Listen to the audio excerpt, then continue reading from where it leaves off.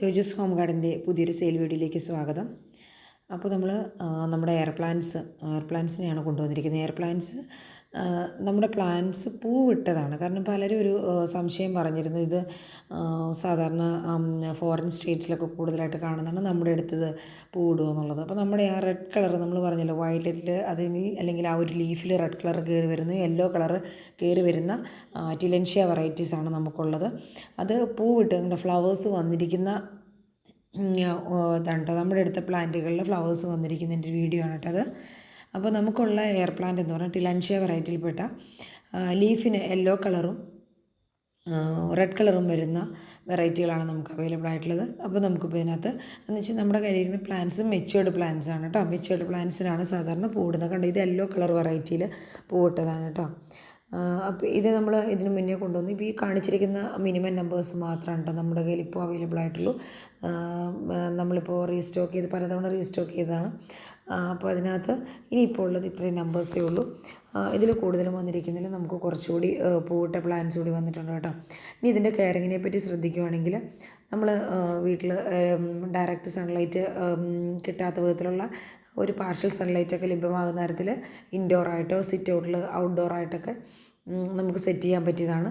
ഇത് ജസ്റ്റ് ഒരു പോട്ടിനകത്തേക്ക് വെച്ചാൽ മാത്രം മതിയാകും, അല്ലെങ്കിൽ എന്തെങ്കിലും ഒരു പാത്രത്തിനകത്ത്, ഇത് ഒരു ബൗളിനകത്തോ നമ്മൾ സെറ്റ് ചെയ്താൽ മതിയാവും. പിന്നെ എന്ന് പറയുമ്പോൾ ഇതിനകത്തുള്ളതൊരു കാര്യം എന്ന് പറഞ്ഞാൽ, ഇതൊരു വീക്ക്ലി ഒരു വൺസ് ഉള്ള രീതിയിൽ, അത് ക്ലൈമറ്റിനെ ഡിപ്പെൻഡ് ചെയ്തിട്ട് ഇത് നനച്ച് കൊടുക്കുക. അതിനുശേഷം നനച്ച ശേഷം നന്നായിട്ട് ഇതിനകത്ത് വെള്ളം കഴുകി കളയണം കേട്ടോ. ഇവിടെ ഇതിനകത്ത് നമ്മൾ കൊടുക്കുന്ന ഒരു റേറ്റൊക്കെ പറഞ്ഞിട്ടുണ്ട് കേട്ടോ, എത്രയാണെന്നുള്ളത് നമ്മളിതിന് മുന്നേ പറഞ്ഞിട്ടുള്ളതാണ്. അപ്പോൾ ഇതാ പലതരത്തിൽ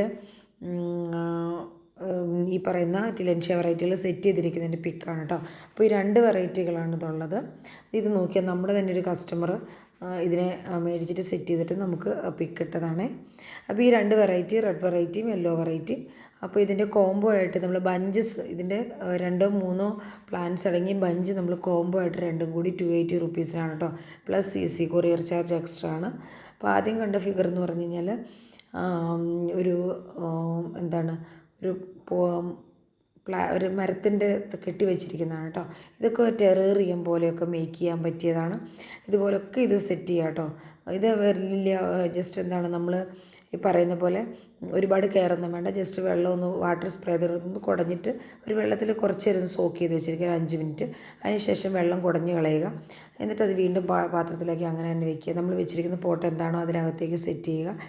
പിന്നെ ഒരു 15 ദിവസം കൂടുമ്പോൾ ഇതിൻ്റെ അകത്തേക്ക്, റൂട്ടിൻ്റെ ഭാഗത്തേക്ക് NPK, നമ്മൾ സാധാരണ നോർമലി ഒരു ചെറിയൊരു സ്പൂൺ എടുത്തിട്ട് NPK എടുത്തിട്ട് 1 ലിറ്റർ വെള്ളത്തിൽ കലക്കിയിട്ട് സ്പ്രേ ചെയ്യുമല്ലോ നോർമലി പ്ലാന്റ്സിനെല്ലാം ഗ്രോത്തിന് വേണ്ടി, അതുപോലെ സ്പ്രേ ചെയ്ത് കൊടുത്താൽ മതിയാവും കേട്ടോ. ഇത് സൺലൈറ്റ് കിട്ടിക്കഴിയുമ്പോൾ ശരിക്കും കളേഴ്സ് ഡെവലപ്പ് ചെയ്യും. അതിനുശേഷം നമ്മളിതിനെ മാറ്റി എന്താണ്, കളർ വന്നു കഴിഞ്ഞ് കഴിഞ്ഞാൽ, കളേഴ്സ് ലീഫിന് റെഡ് കളർ വന്നു കഴിഞ്ഞാൽ നമുക്ക് ഉറപ്പിക്കാം അതിന് ഫ്ലവേഴ്സ് ഇടാറായി എന്നുള്ളത്. അപ്പോൾ നമുക്ക് ഫ്ലവേഴ്സ് ഉള്ള പ്ലാന്റും ഇല്ലാത്ത പ്ലാന്റും നമ്മുടെ കയ്യിൽ അവൈലബിൾ ആണ്.